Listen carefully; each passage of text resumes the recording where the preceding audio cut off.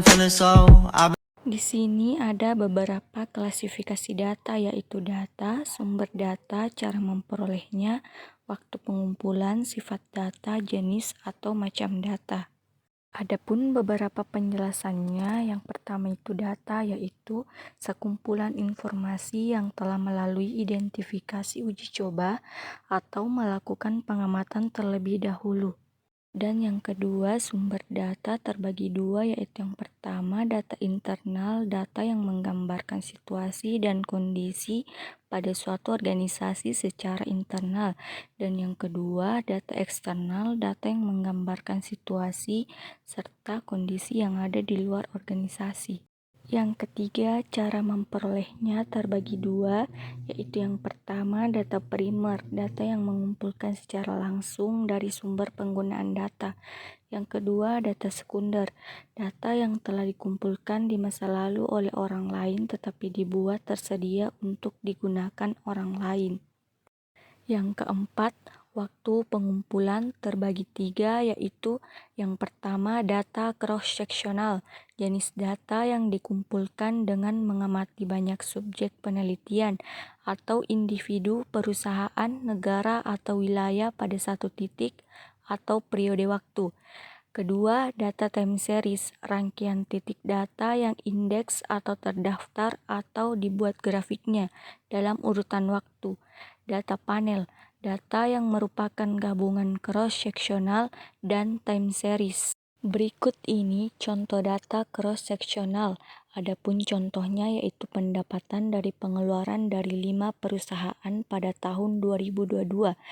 Misalnya dari perusahaan A terdapat jumlah pendapatannya 35 juta dan jumlah pengeluarannya 22 juta.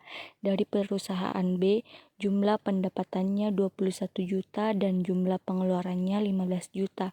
Dari perusahaan C jumlah pendapatannya 99 juta dan jumlah pengeluarannya 56 juta. Dari perusahaan D jumlah pendapatannya 21 juta dan jumlah pengeluarannya 12 juta.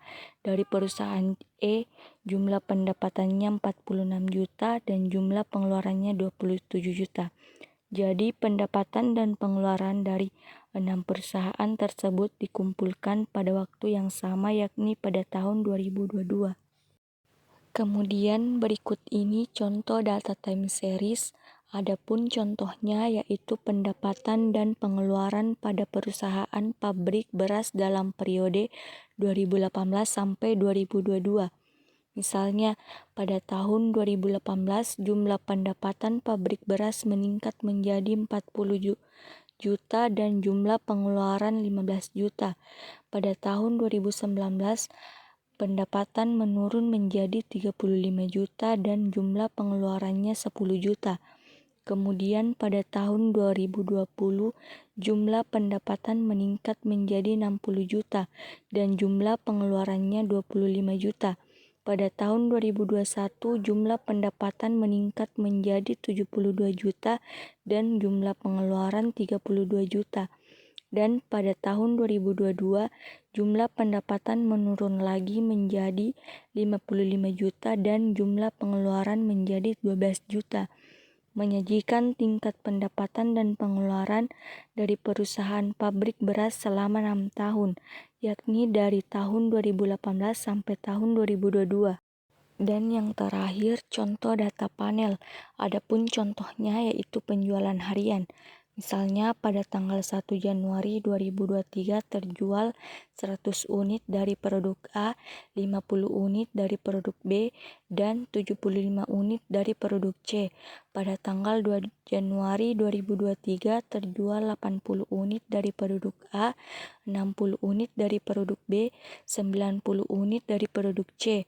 Kemudian pada tanggal 3 Januari 2023 terjual 120 unit dari produk A, 70 unit dari produk B, 85 unit dari produk C.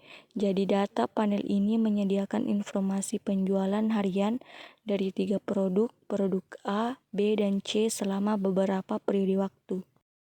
Yang kelima, jenis atau macam data, yaitu yang pertama, data kuantitatif, angka-angka. seperti contohnya jumlah staf, jumlah siswa.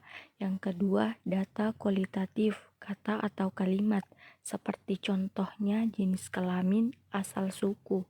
Dan yang terakhir, sifat data, yaitu yang pertama, data diskrit, data yang nilainya bilangan asli, seperti contohnya jumlah siswa dan lain-lain.